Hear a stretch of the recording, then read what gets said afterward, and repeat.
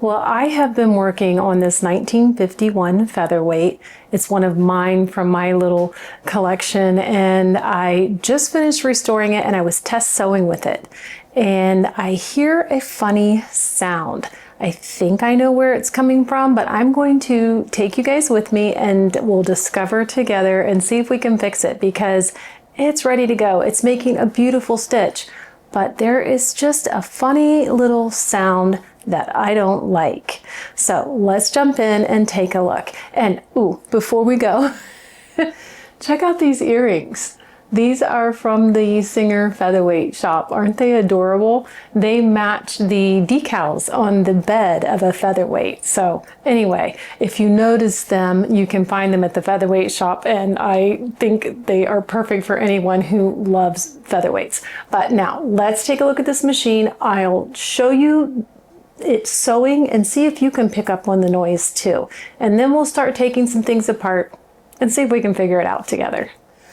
Okay, so 1951 Featherweight. What's really cool about this one is it's not a black side machine, but it has a lot of the leftover black side parts on it. So the clamp, the thumb screw for the presser foot, up top, the thumb screw for the pressure control, the even the bobbin winder has a black pin on it. So kind of cool that it has some of the extra parts on it. But I'm going to put just some fabric in and we'll turn it on. Hopefully that LED light doesn't strobe for us too much. So I'm just going to sew a stitch. This one will do about 10 per inch. And I want you to see if you can hear the sound.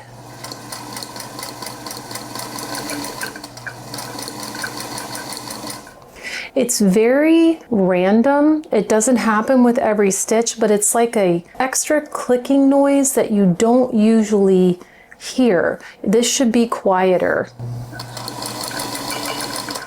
A few more times. It did it right there at the end.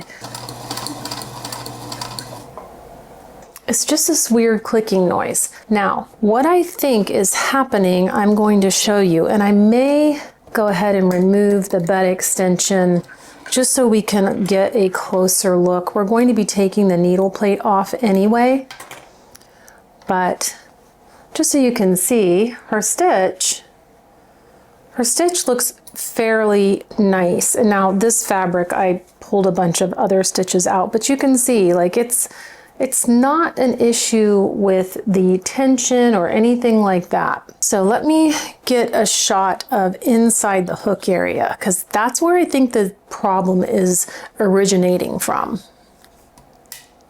We're going to unplug it and get rid of our power. When this machine goes up for sale on my site, it's going to be discounted compared to some of the other featherweights I sell, because it will be sewing perfectly, but it's not in perfect condition. And I don't think every featherweight needs to be painted. I'm not a person who subscribes to that. And this one was just kind of right on the edge of should I or shouldn't I. You can see right here, there's some wear. And then it might not show in this light, but there's some scratches and pin pricks here. And then up top, I don't know if you can see it, but the clear coat has worn away right here. But to me, this is like a quilter's special, a quilter's dream, because it does everything we want it to. She shows her age, and guess what? We all do eventually. So I think she'll be a very sweet addition to anyone's sewing room. Anyway, okay, so let's check out this problem. If you look at the thread pass over the hook, I'm going to turn the hand wheel by hand and I'm going to zoom in right here. And I want you to see something.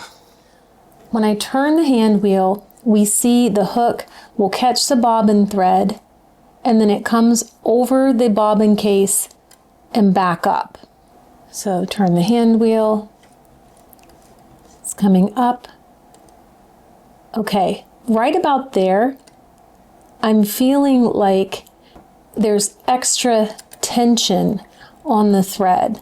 Needle comes down, hook grabs the thread, and I'm feeling right here this extra tension. And it's making a clicking noise as it drags over the bobbin case. I think the problem is in the needle plate itself, because I had this apart to clean it and the needle plate was completely taken apart. And I thought the springs looked a little bit funny. So I'm going to take this off and we're going to look at one of the springs that I think has been bent and it's not allowing enough thread or enough clearance for the thread. And so the thread has to fight to pass by. It's adding extra tension at just a certain point, and then it's making that clicking noise as well. So let me get this off and we'll look at this. So what I'm talking about is the springs right here. Now, at first glance, they seem okay, but do you see how this one's sticking out just a little bit further than this one? These are little cushioning springs for the finger on your hook assembly to be positioned between. And you can have two issues. If you have these so they're smooshed up too far against the bottom of the needle plate, then it will have a rattling, clicking noise because this finger is bouncing around inside. But if they're too close together, once you get the finger in between, there can be barely enough room for that thread to pass by, and I think that's what's happening. So what I'm going to do is, this one is fine.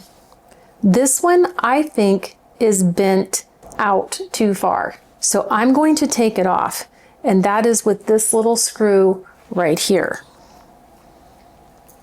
So I've taken out the little screw and I've taken out the spring. Now what I'm going to do is I'm going to just gently give it a bend. I don't want to break it, and they will break easily. But so you see I was just pinching it a little bit. Now I'm going to put it back and check it and see if that changed the clearance at all. So I'm just going to add it back on, tighten this down. Okay, do you see? It's just a little bit wider here now. This one still sticks out slightly more than this one, but I do have a wider gap between the two of them, I think. I'm gonna bend it just a little bit more. Well, no, you know what? Let's test it because we don't want to take it too far. So needle plate goes back on.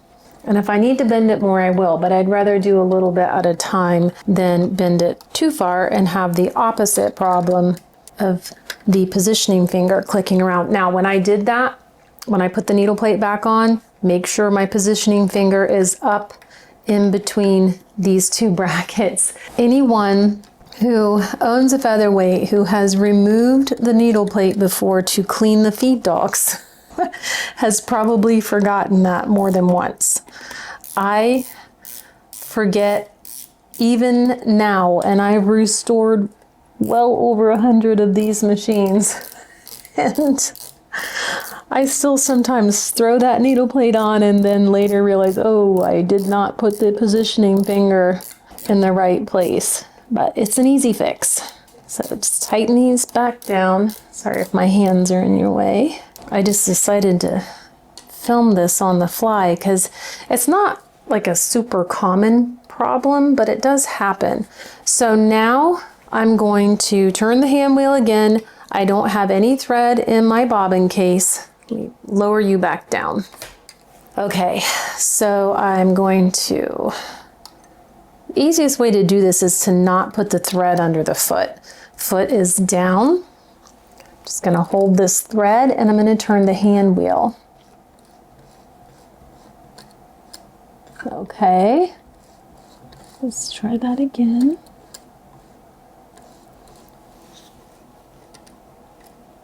That feels better.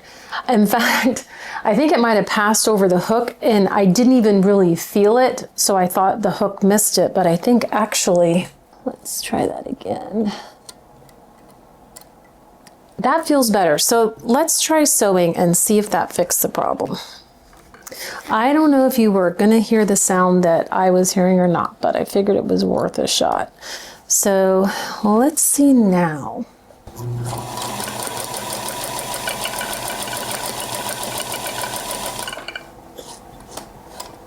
Okay, so far I haven't heard it.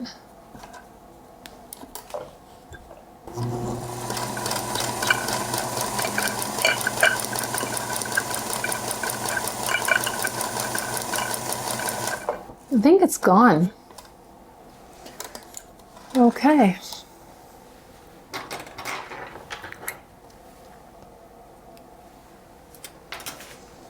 And for those of you who are wondering, I know this light's probably too bright. But yes, it's making a gorgeous stitch. That wasn't the problem. The problem was the sound. So just one of the culprits that you can run into on a machine like this with those little cushioning springs on the bottom of the needle plate, that's called the bobbin case positioning bracket. And the little finger goes up in between. And if those are spread apart too far, you'll get a clanking noise as the positioning finger goes back and forth. If they're too close together, your thread can get stuck there and you'll get resistance that you shouldn't have. You could even have thread breakage, or in this case, just that noise that I was hearing. So I don't know if that helped anyone or not, but I thought I would share it with you. I'm going to get the fingerprints off of this girl from her reassembly, and hopefully in the next couple days she will be up for sale on my site. I'm going to have accessories for her. Not sure about the case yet. The case she came in was, you wouldn't want it in your house unless you like things that don't smell good. And that one was particularly foul. So I'm thinking of what I'm going to do for that. So thanks for watching. Let me know if this helped. Give it a thumbs up as well. And I will see you guys again really soon. Bye.